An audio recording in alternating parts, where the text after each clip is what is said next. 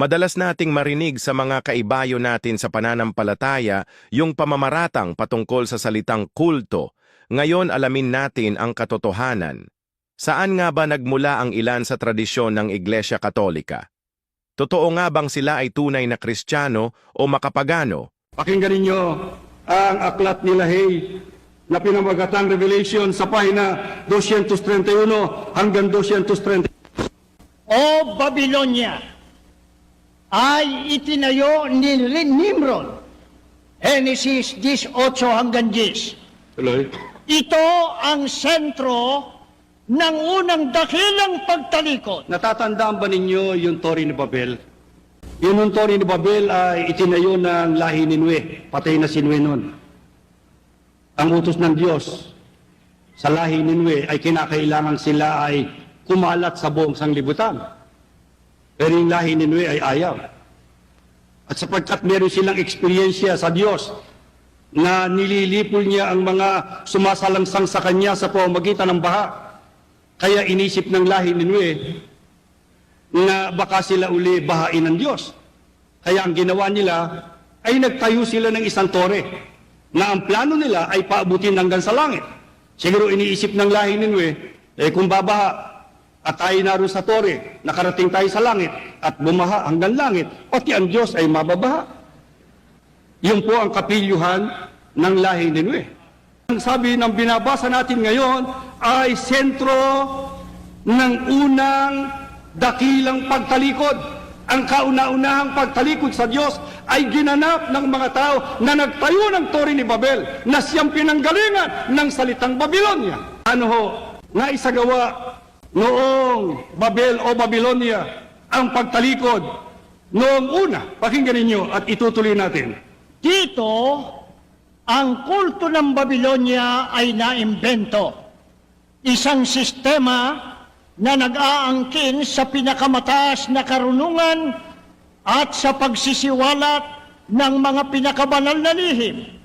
Bago ang isang kaanib ay tanggapin, ay kinakailangan muna niyang magkumpisal sa pare.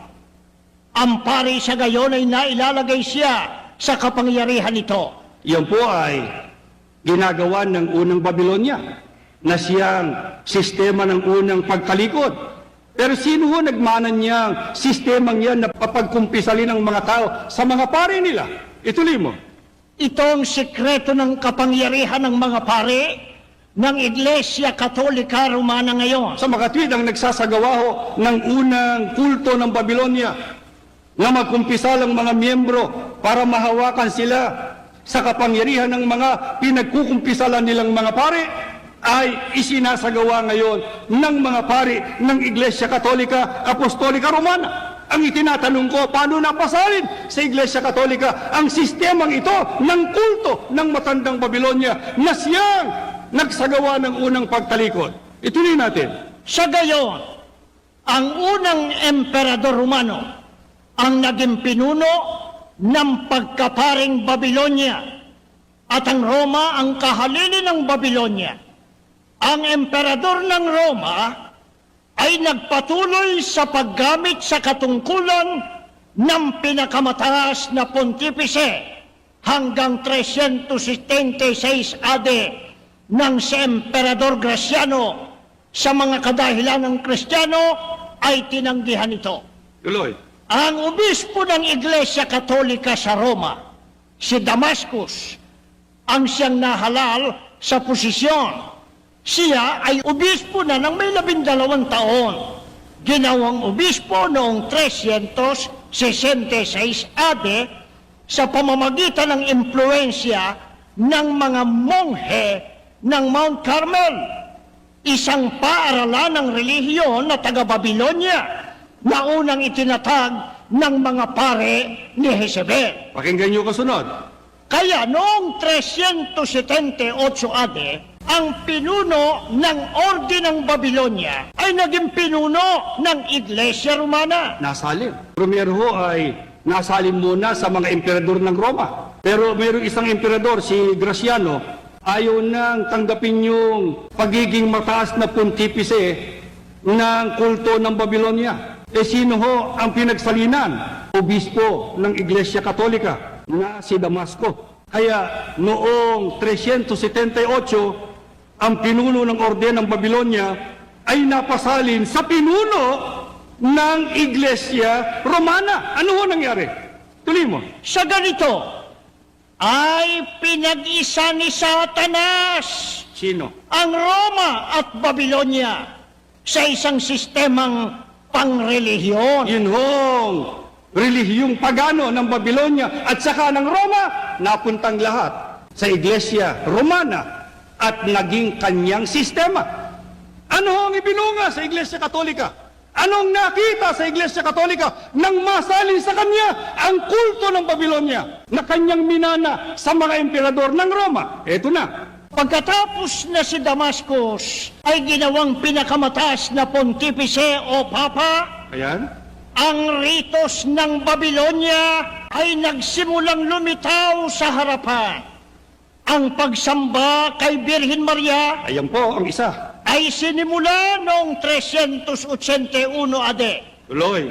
Lahat ng mga tanyag na kapistahan ng Iglesia Katolika Romana ay nagmula sa Babylonia. Halimbawa, Ang Easter ay hindi kristyanong pangalan. Ito ay nangangahulugang Istar, isa sa mga titulo ng reyna ng langit ng Babylonia, na kung saan ang gayong pagsamba na ginawa ng mga anak ni Israel ay kasuklam-suklam sa paningin ng Diyos.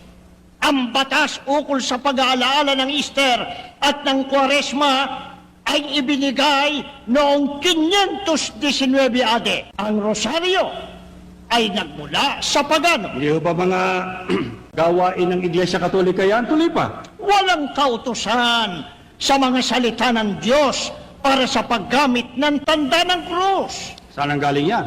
Ito ay nagmula sa mistikong tao ng mga Kaldeo at Ehipsyo. Ito ay galing mula sa titikte, ang simula ng pangalang Tamus, at ginamit sa mga misteryo ng Babylonia para sa makamahikong hangarin na ginamit din ngayon ng Iglesia Romana. Tuloy. Ang pagbabawal ng pag-aasawa sa pare, celibacy, ang tonsura, Alam ba niyo yung tonsura? Yun hong dinapuan daw ng Espiritu Santo yun eh. Yun ho bang ukit sa ulo ng pare? Pero alam ko ay dinapuan ng labahan ng barberyo. Alam niyo kung saan nakuha yung tonsura? Ang tonsura. ang tonsura, ukit na pabilog sa ulo ng mga pare, at ang orde ng mga monghe at madre ay walang kautusan o kapangyarihang mula sa banal na kasulatan. Ang mga madre ay imitasyon lamang sa mga banal na birhen ng paganong Kaya Roma. ang Iglesia Katolika ho ay hindi Kristiyano. Nagpapanggap na Kristiyano. Kaya nga, ang tawag nila sa kanilang sarili, Katoliko. Katoliko Romano. Para ibadya kung saan nila minana ang kanilang mga gawain, mga ritos at mga seremonya, mga paniniwala at mga doktrina. Saan ho nakuha ang lahat? Nakuha sa paganong Roma at nakuha sa matandang Babylonia. Lahat ng kulto ng matandang Babylonia ay isinalin sa Roma, isinalin ng imperyo ng Roma sa Iglesia Katolika. Kaya ang Iglesia Katolika sa Apokalipsis ang inilalarawan ng makabagong Babylonia na nakaupo sa maraming tubig, na ang tinutukoy na maraming tubig ang ilog ng Euphrates.